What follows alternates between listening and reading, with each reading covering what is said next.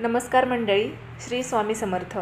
संक्रांत आणि एकादशी एकाच दिवशी आली तर आजच्या या व्हिडिओमध्ये आपण ही सविस्तर माहिती पाहणार आहोत. त्या अगोदर तुम्ही चॅनलवर नवीन असाल तर चॅनलला नक्की लाईक, शेअर, सबस्क्राईब करा. सोबतच बेल आयकॉन प्रेस करा म्हणजे असेच नवनवीन व्हिडिओ तुमच्यापर्यंत पोहोचतील.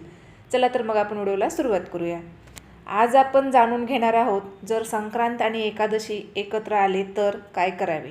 हिंदू धर्मामध्ये संक्रांत आणि एकादशी या दोन्ही तिथी अत्यंत पवित्र मानल्या जातात. पण जर संक्रांत आणि एकादशी एका दिवशी आल्या तर अनेकांच्या मनात एकच प्रश्न निर्माण होतो की आपण काय करावे. उपवास कोणाचा करावा, दान कशाचे करावे, पूजाविधी कसा करावा. आजच्या या व्हिडिओमध्ये आपण सर्व प्रश्नांची उत्तरे सविस्तरपणे जाणून घेणार आहोत. तर हा व्हिडिओ शेवटपर्यंत नक्की बघा. संक्रांत म्हणजे काय? संक्रांत म्हणजे सूर्य एका राशीतून दुसऱ्या राशीत प्रवेश करतो, तो दिवस म्हणजेच संक्रांत. त्या दिवशी दान, स्नान, सूर्यपूजा यासाठी अत्यंत श्रेष्ठ मानला जातो. तर एकादशी म्हणजे काय? एकादशी म्हणजेच भगवान विष्णू व श्री विठ्ठल यांना अत्यंत प्रिय असलेली तिथी. या दिवशी उपवास, पूजापाठ, अभंग केल्याने फार मोठे पुण्य प्राप्त होते. संक्रांत आणि एकादशी एकाच दिवशी आल्यास त्याचे नियम काय आहे? जेव्हा दोन महान तिथी एकत्र येतात तेव्हा शास्त्रानुसार एकादशीला प्राधान्य दिले जाते. मुख्य म्हणजेच उपवास हा एकादशीचाच असावा आणि एकादशीलाच करावा. संक्रांती दान व पुण्यकर्म एकादशीच्या नियमात बसवायची. आता उपवास कसा करायचा? उपवास शक्य असल्यास निरंकार सर्वोत्तम, शक्य नसेल तर फलहार, साबुदाणा, फळे, दूध, ताक चालतं. दिवसभर रामकृष्ण हरीचा नामस्मरण करावे, पांडुरंग विठ्ठलाचा जप करावा, हरिपाठ म्हणावे. तसेच ज्यांना एकादशी नाही त्यांनी सात्विक भोजन करावे.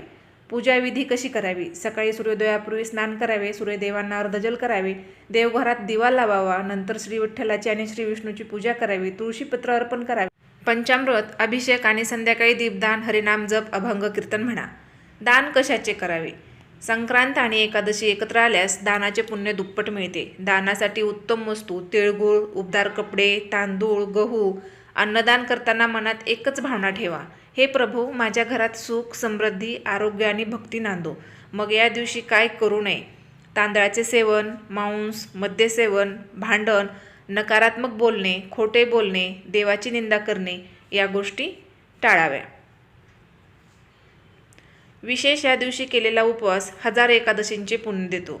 संक्रांती दान, दारिद्र्य नाश होतो. विठ्ठल नाम स्मरण जीवनातील अडथळे दूर करते. 2026मध्ये संक्रांत आणि एकादशी एकत्र येणे हे फारच दुर्मिळ योग आहे. हा दिवस वाया घालवू नका. नामस्मरण, उपवास, दान आणि भक्तीने आपले जीवन पवित्र करा.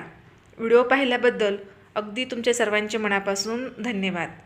श्री स्वामी समर्थ. भेटूया अशाच नवीन व्हिडिओमध्ये.